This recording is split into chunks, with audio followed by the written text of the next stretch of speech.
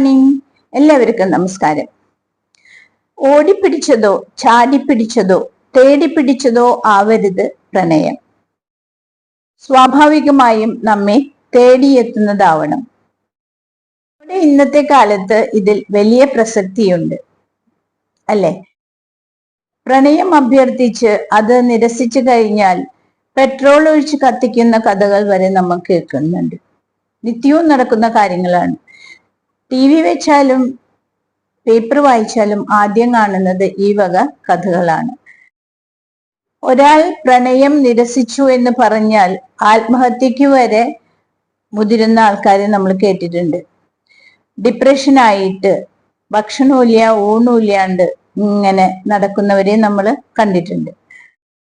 പ്രണയം ഒരിക്കലും തേടിപ്പിടിക്കേണ്ടതോ വെട്ടിപ്പിടിക്കേണ്ടതോ അല്ല, അല്ലെ?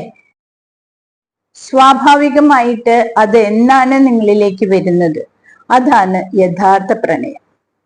എല്ലാവർക്കും നല്ലൊരു ദിവസം നേരുന്നു. ബൈ.